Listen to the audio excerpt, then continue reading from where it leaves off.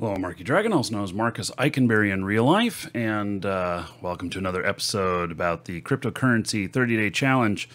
Today, we're going to get real, meaning that you can lose money doing this stuff, and so I don't want everything to be all peaches and cream and everybody think that, oh, everything's going to be glorious. I mean, I am the eternal optimist. I see opportunity everywhere, and I figure out how to take advantage of it. But even with like all my entrepreneurial stuff, some of the stuff fails, while other stuff does well, and it has to do well enough to cover the other failures and beyond, and make profit beyond that. So, you know, where are we at today with the cryptocurrency challenge? Okay, so we are 2 days away from starting. Tomorrow we have a live show, and you can join us live for some Q&A, and then Friday we go. And so Friday's video might be pretty simple. It might just be, here's where I'm putting my money and here's where I'm starting. So, you know, we're just going to have to see how that all plays out. Now, the reason that I wanted to say let's get real about it is because I've actually ended up in my testing before the actual challenge that I've ended up upside down at the moment. And so, you know, it is possible to lose money. And I just want to be real about that. You know, do I expect to make money? Hell yeah. Do I expect that I'm going to be able to make the 1% a day on this challenge? Yes, I do. But there are instances where the market does things that, you know, you can't compensate for. And I got myself into one of those. So my choices are I sit and wait, or I dump out and start earning money again. Okay, so how do we do that? So let me just show you what I've got here. And well, let me show you first. We have the cryptocurrency challenge. There's a link in the description for this spreadsheet. This is the example one. I've just been entering some stuff in, not on the exact days, but this is what we're going to go through. And so day one, October 20th, and you know, all the way through November 18th, it's going to be 30 days. And, you know, where we should end up, we should end up with $100 or 100 euros equaling 133.45 cents or more. If you know, you win if you're ahead of the game. Okay, so I've just been every few hours for the last day entering in my stats, and you can see here that things have changed. So now I am up a little bit in some spots and I'm down in other spots, and I started out down. It actually, from the first measurement I took, the market started going down. The market's been going down for, you know, the last couple days. I mean, here's a daily chart, and let's see here. So this was, see, that's the 12th, 13th, 14th, 15th. So like the last 3 days, it's been going down.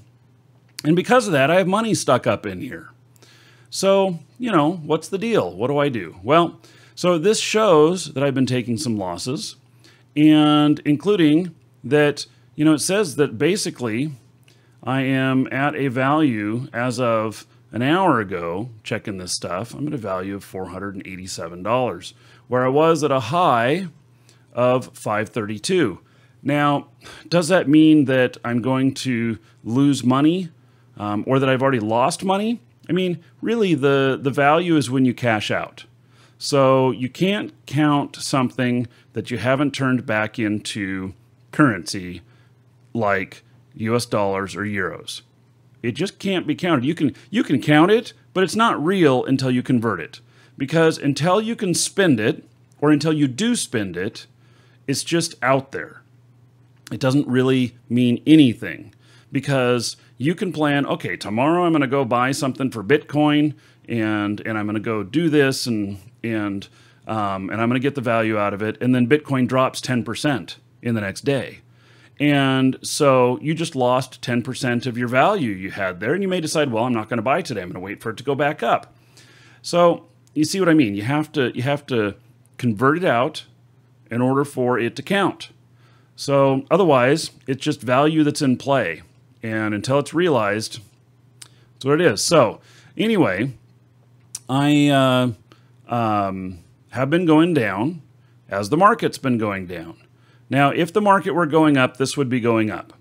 And part of the buying low and selling high depends on market volatility, but also the market going up. So what's happened here is that I have a bunch of purchases that I made.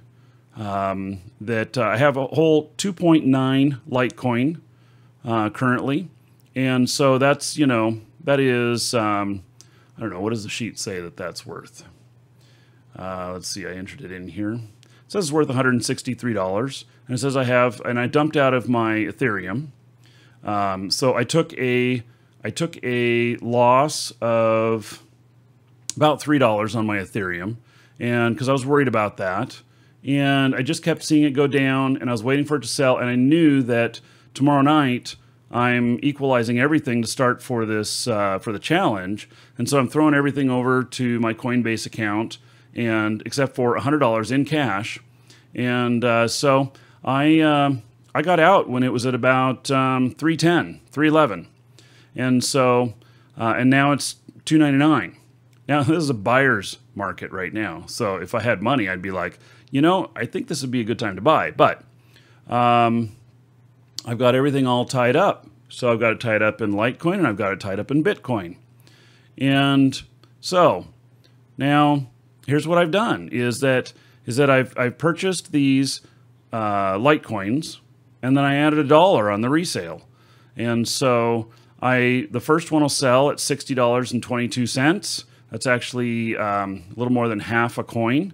And then I have a lot of tenths of a coin, all the way up to about 65.60.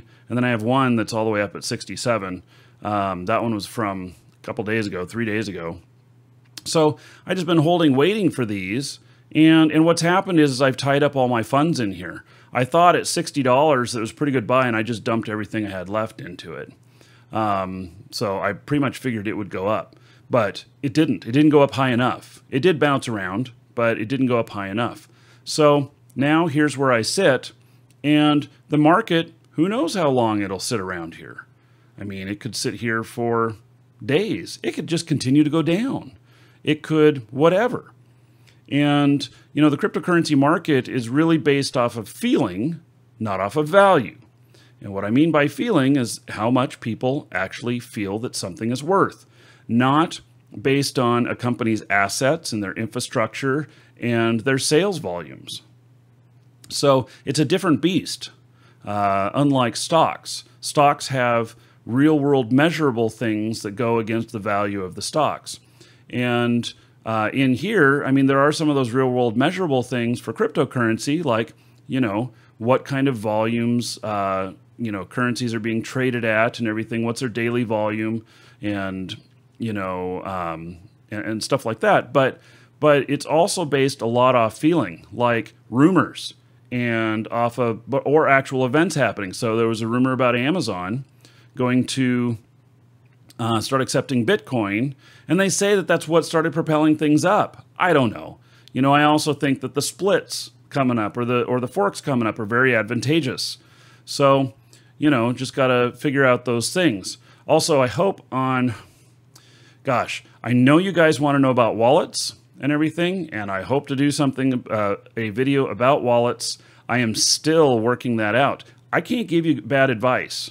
I won't give you bad advice. I don't want to give you bad advice. A lot of this stuff is new to me as well, and I'm using my business background to translate this stuff. But the wallets area, because I know you guys want to have stuff offline in your Bitcoin for the forks. Unfortunately, we're going through the forks, and if you've only put in $100, we're going to have that $100 in play in GDAX or another exchange during both of these forks. But I've got some extra, and I'm going to be putting it offline, and I think I have that figured out. But at the same time, there's a lot of security concerns about wallets, and if I tell everything that I know about how I've done everything, and I don't know something about it, I could expose something. Does that make sense? So I'm being very cautious about it. And if you are worried about that and you have extra Bitcoin that you're wanting to secure in a private key form for the forks, it's up to you to figure that out. So I may or may not have information on that before it happens. So that's just reality. So, okay, getting back to this all being real. So what do I do at this point? Okay, so I have basically a bunch of value here. I could add up all of these of what I actually paid into it. Most of it is at the 59 yeah, most of it's in the $59 range, low 60 range. And so typically I've been pricing these, a buck higher to sell from when I buy.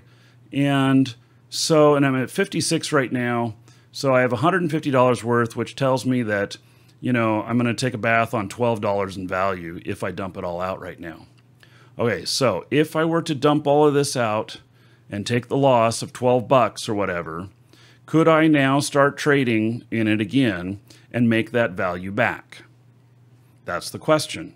So if I have 3 coin here, or just about 3 coin, and I take each one of those and put them up by 1%, so it's, gosh, let's just do the math in our head here. If I am losing 12 bucks, I have to make another 12 bucks to break even. Can I do that with 3 coin? If I did 1 coin each transaction and I made $1 on each one of them, I'd have to roll them all each over to make that buck 4 times. So then that would be to break even. And then I'd be back into the profit again. Okay, do I think that doing that is something that I can do, or do I hold and just wait for the market to come back up again? I mean, in actuality, some of these are as little as 13 hours old. One of them is as much as 3 days old. What do I personally predict is going to happen? So if I were, in this for the investment, which I am, and I didn't have the looming start of the challenge. See, at the start of the challenge, I have to have $100 sitting in there and all of this stuff cleared out.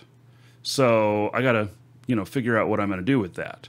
And so I'm going to have to sell off some of this and then just put the rest over into storage. And maybe what I do is I just dump out of all of this, sell it all instantly, and I go and buy Bitcoin, all but $100 worth. And, I just leave my extra stuff in Bitcoin because I'm, looking at the forks that are coming up, hoping that even if this remains all flat here, that I'm going to gain some sort of value off of those forks, which I may or may not. I've never been through a fork before. The Ethereum fork just happened, and I don't know that any value was realized out of that, because not always does a fork equal a split of the money. Or does it? Or does it have any value? See, I'm still learning on some of this stuff. So, we're just going to go forward, go through this, use some basic logic, some good business practices, and go forth and hopefully be very successful. We're also in this, we're going to learn from each other. So that is the biggest advantage of all of this, of us doing this together, that as a group, that some of us are going to be very successful, some of us a little bit successful, some of us are going to take some losses, and we can learn from all of that.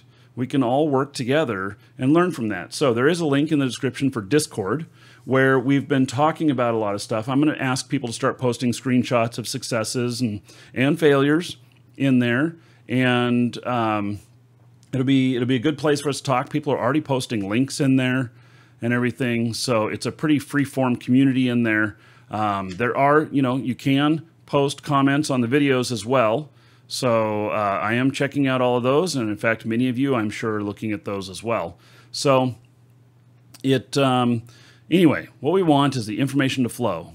Those of us working all together, and we should, in theory, even though we're in competition for this, we should, in theory, be in co-opetition, which it raises up the whole group. So even though we're kind of going against each other in this challenge and everything, and you know, somebody is going to be, you know, very successful and some people not, it by default, with all of us working together, helps all of us learn and grow. So, and that's what we want. This also is to prove that we can do this or we can't. So if I get through this and I've lost money and I never seem to be able to realize it, then it tells me I should not be, you know, investing a whole bunch of money into this because I haven't got it figured out.